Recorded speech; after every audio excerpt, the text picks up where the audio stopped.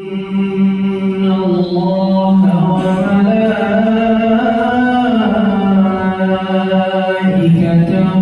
يصلون على النبي يا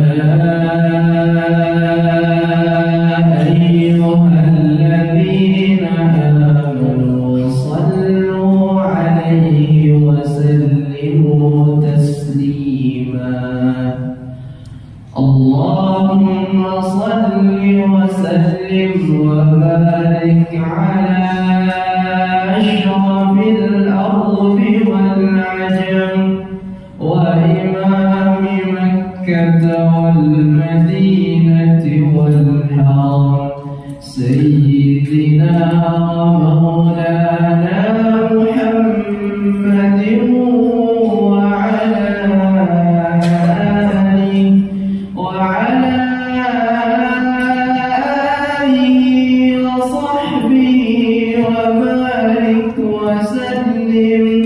وزده يا رب شرفا وكرما ومهابة وتعظيما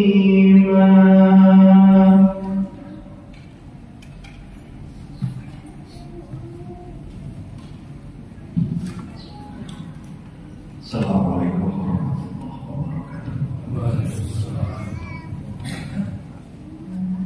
Allahu Akbar, Allahu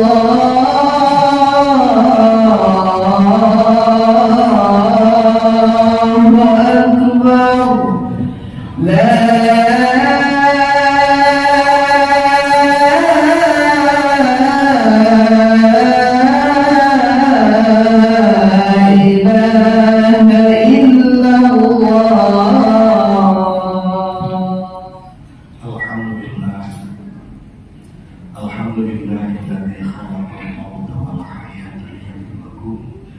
ayyukum ahsanu amala wa huwa azizul ghafur. Asyhadu an la ilaha illallah wahdahu la syarika lah wa asyhadu anna Muhammadan abduhu wa rasuluhu alladzi la nabiyya ba'dahu. Allahumma shalli wa sallim wa barik ala nabiyyikal karim sayyidina Muhammad wa ala alihi wa sahbihi ajma'in. Allah Ta'ala bil-Qur'an al-Karim a'udzu billahi minasyaitonir rajim ya ayyuhalladzina amanu taqullaha haqqa tuqatih wa la tamutunna illa wa antum muslimun. Rabbi shrah li sadri wa yassir li amri wahlul 'uqdatam min lisani yafqahu qawli. Wahai orang-orang yang beriman, bertakwalah kalian selalu kepada Allah dengan sebenar takwa, dan jangan sekali-kali kalian mati kecuali dalam keadaan muslim. Ali Imran ayat 102. Jamaah Jumat rahimahullah, ada karunia yang disediakan oleh Allah agung selalu kita minta setiap hari. Di antaranya adalah barokah. Kita selalu minta berkah. Sebagian ulama mendefinisikan apa itu barokah. Al-barakatu hiya subutul khairil ilahiyyi fi syai'i. Berkah adalah menetapnya kebaikan ilahiyah pada sesuatu. Misalnya pakaian, ini sesuatu. Kalau pada pakaian saya ini menetap kebaikan ilahiyah, maka pakaian saya diberkati. Seperti itu. Sepeda, kalau pada sepeda motor kita juga menetap kebaikan ilahiyah, maka sepeda motor kita diberkati. Seperti itu. Apa itu kebaikan ilahiyah? Allah berfirman, wa may yu'tal hikmata faqad utiya khairan katsiran. Siapa yang diberi hikmah berarti dia diberi kebaikan yang sangat banyak. Jadi kebaikan yang sangat banyak ujungnya adalah al-hikmah. Lalu hikmah itu apa? Yasin wal Qur'anil Hakim. Quran itulah yang penuh hikmah. Sehingga kalau nilai-nilai Quran menetap pada sesuatu, maka sesuatu itu menjadi diberkati. Setidaknya nilai Quran secara global ada dua. Yang pertama hablum minallah, yang kedua hablum minannas. Hablum minallah artinya bagaimana kita berusaha untuk mendekatkan diri kita selalu kepada Allah. Hablum minannas adalah bagaimana orang-orang di sekitar kita merasakan manfaat dari keberadaan kita. Kalau keberadaan kita orang lain banyak mendapatkan manfaat, berarti kita orang yang dekat dengan orang lain. Kalau keberadaan kita orang lain banyak mendapatkan madharat dan gangguannya, maka kita menjadi orang yang tidak diberkati. Yang berikutnya syai', sesuatu. Sesuatu itu banyak. Kami akan ambil 5 misalnya. Yang pertama waktu. Waktu itu sesuatu. Waktu ketika Quran diturunkan, maka saat turunnya Quran, waktu itu diberkati. Kita lihat dalam surah Al-Furqan pada ayat 4 Allah berfirman, Inna anzalnahu fi lailatin mubarakah. Aku telah turunkan Quran pada satu malam yang penuh berkah. Lalu malam yang penuh berkah itu bagaimana? Allah menjelaskan, Inna anzalnahu fi lailatil qadri. Aku turunkan Quran pada malam yang istimewa, al-qadar, sangat berharga. Lalu Allah memberikan penjelasan secara kuantitatif biar mudah. Yang disebut Lailatul Mubarakah, yang disebut Lailatul Qadar itu yang bagaimana? Lailatul Qadri khairum min alfi syahr. Malam yang diberkati, malam yang istimewa, kalau dibandingkan dengan 1000 hari itu masih lebih baik. Ya. Katakanlah kalau 1 bulan itu 30 hari, maka 1000 bulan sama dengan 30.000 hari. 1 malam lebih baik dari 30.000 hari. Jadi kalau 1 lembar pakaian yang diberkati lebih baik dari 30.000 lembar. 1 orang yang diberkati lebih baik dari 30.000 orang. Ya, begitu gambaran paling mudah secara kuantitatif. Lalu Quran itu turun kemana? Mangkana aduwwan li Jibril fa innahu nazzalahu ala qalbika. Siapa yang memusuhi Jibril, sungguh Jibril membawa turun Al-Quran ke dalam jiwamu. Jadi ketika nilai Quran merasuk dalam jiwa pada satu waktu, itulah waktu paling berharga dalam hidup kita.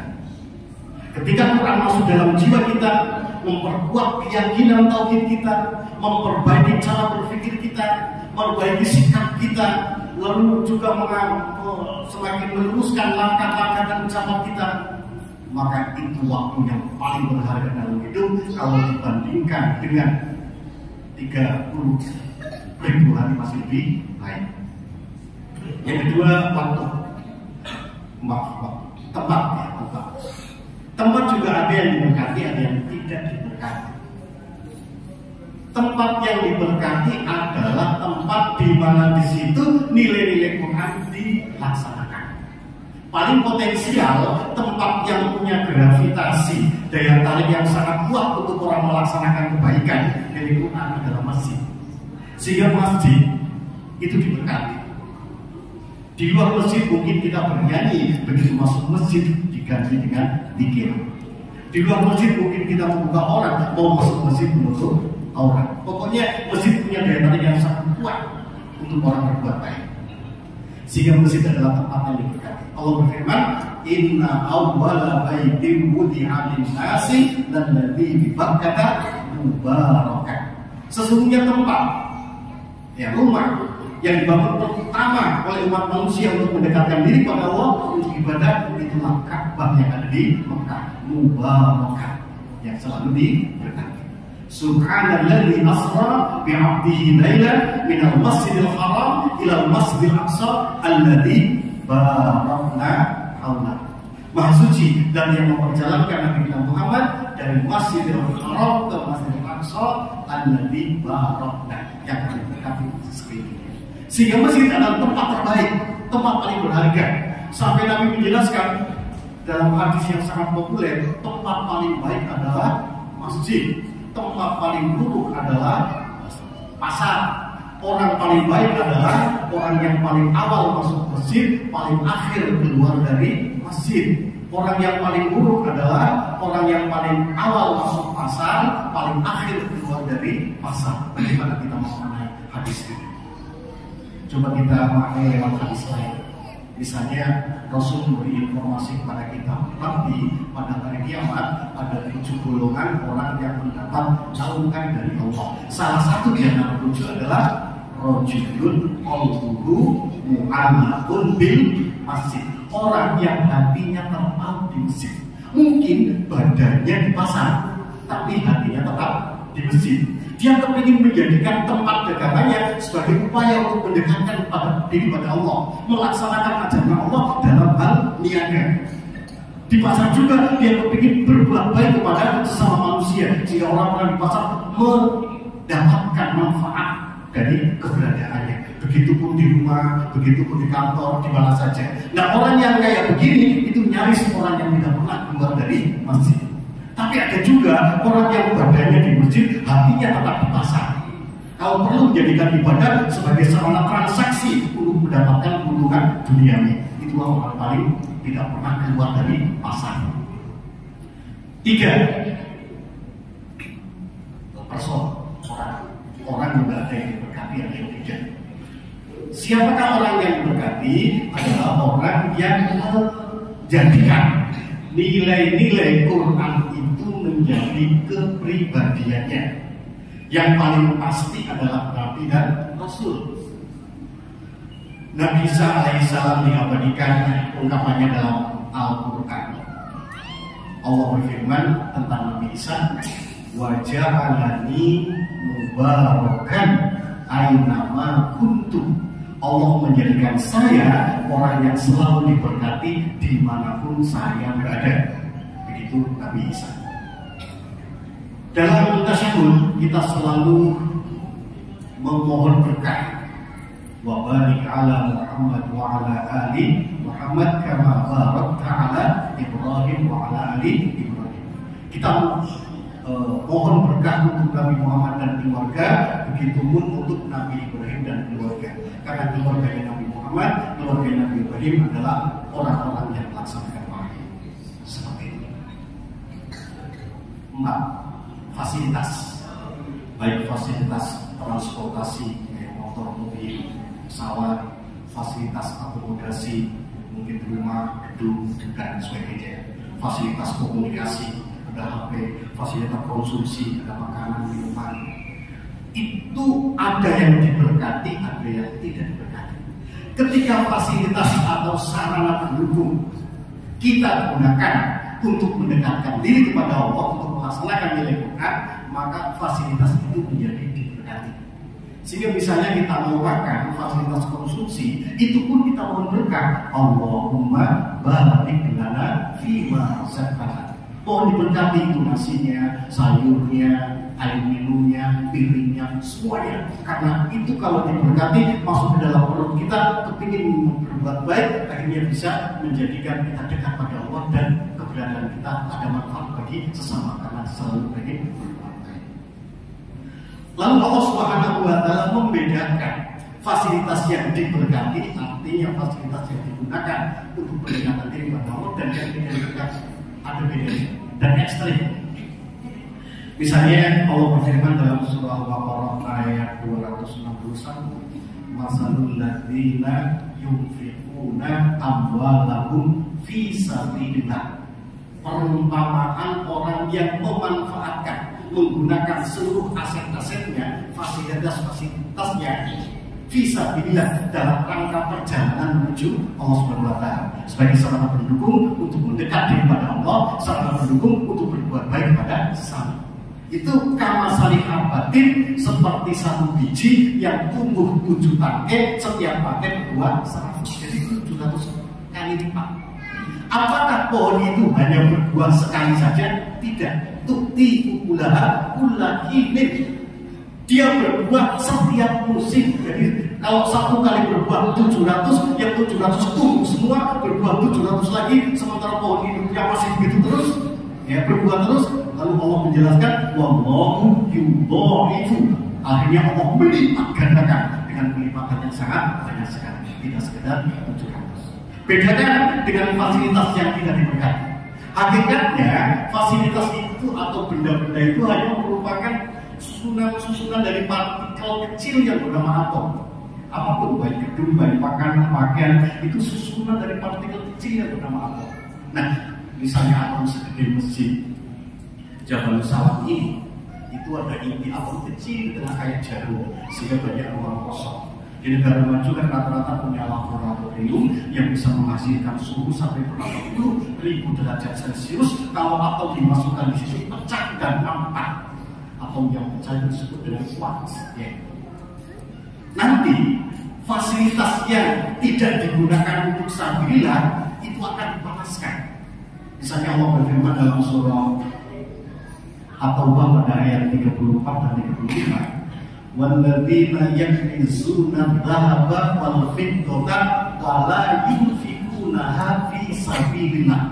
Orang yang menyimpan emas dan peraknya, tentu ini hanya bagian dari seluruh fasilitas. Tidak hanya emas dan perak yang disimpan. Di Balikpapan itu banyak menyimpan aset berupa tanah kalau IKN jadi kan bisa melalui tinggi harganya. Pokoknya seluruh fasilitas yang disimpan lalu tidak digunakan sebagai sarana mendekatkan diri pada Allah Subhanahu wa taala, fabashshirhum bi'adzabin alim. Ingatkan mereka untuk mendapatkan azab. Bagaimana bentuk azabnya? Spesifik sekali. Yauma yuhma 'alaiha fi nari jahannam. Nanti pada hari kiamat seluruh fasilitas itu dipanaskan di neraka jahanam. Bayangkan. Neraka jahanam itu berapa puluh ribu derajat Celcius yang bisa kita tandingkan. Kalau di dunia orang bisa memecah atom, bayangkan neraka jahanam tentu fasilitas yang begitu banyak. Kalau dimasukkan ke neraka menjadi pecah dan mampat, mungkin benda segede ibu jari kita beratnya berjuta ton, saking panas, padat, berat. Fatukwa lalu dijadikan setrika. Fatukwa biha jibaluhum, disetrikakan bagian muka, wajuluhum bagian lambung, waduhum bagian punggung. Malaikat sambil nyetrika itu sambil memberi informasi. Ada setrika ini adalah maka nastum di amfusikum, seluruh fasilitas yang kamu manfaatkan semata-mata untuk memenuhi selera nafsumu. Faduhu maguntum tajizun, rasakan hasil simpananmu sendiri. Terakhir yang kelima, akumulasi. Akumulasi artinya kalau di satu waktu dalam satu tempat dihuni oleh orang-orang di tempat itu memanfaatkan seluruh fasilitas yang ada dalam rangka melaksanakan nilai-nilai wahyu ajaran Allah, maka kondisi seperti itu mengundang perkenan Allah untuk membuka berkah dari segala penjuru. Allah berfirman dalam Quran surah Al-A'raf ayat 96, walau anna ahlal qura, sekiranya ada penduduk menempati satu kawasan, ya, amanu wa taqaw, mereka menempati kawasan untuk melaksanakan wahyu Allah pada apa? La fatahna alaihim barakah, pasti kami buka untuk mereka berkah minas samawati wal ardh, dari langit dan bumi. Semoga kita bermati berkah yang coba kita minta, betul-betul dan kita minta, tapi kita coba pahami maknanya dan kita upayakan semoga betul-betul sisa umur yang Allah masih jatahkan untuk kita berkenan Allah memberkati kita semua. Barakallahu li wa lakum fil Qur'anil Karim wa nafa'ani wa iyyakum bima fihi minal ayati wa dzikril hakim innahu huwal ghafurur rahim. Allahumma salli wa sallim wa zid wa an'im wa tafaddal wa barik bi jalalika wa kamalika ala ashrafil ibadi sayyidina wa maulana Muhammad wa an kulli as-sahabati rasulillahi ajma'in.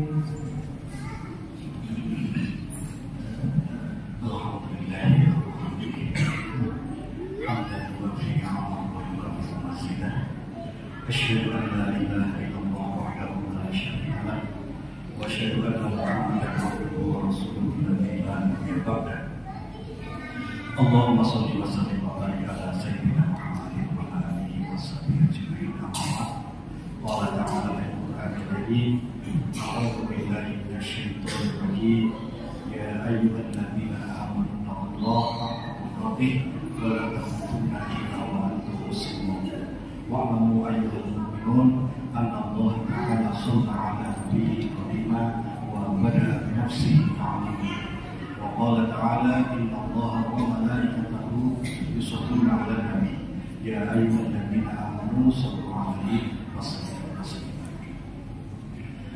اللهم صل وسلم وبارك على نبينا الكريم سيدنا محمد وعلى آله وصحبه والتابعين والتابعين ومن تبعهم بإحسان إلى يوم الدين برحمتك يا أرحم الراحمين اللهم اغفر للمسلمين والمسلمات والمؤمنين والمؤمنات الأحياء منهم والأموات إنك سميع قريب مجيب الأقوال ويا قاضي الحاجات ربنا ظلمنا أنفسنا وإن لم تغفر لنا وترحمنا لنكونن من الخاسرين ربنا اغفر لنا ولإخواننا الذين سبقونا بالإيمان ولا تجعل في قلوبنا غلا للذين آمنوا ربنا إنك رؤوف رحيم وصلى الله على محمد وعلى آله وأصحابه أجمعين سبحان ربك رب العزة عما يصفون وسلام على المرسلين والحمد لله رب العالمين.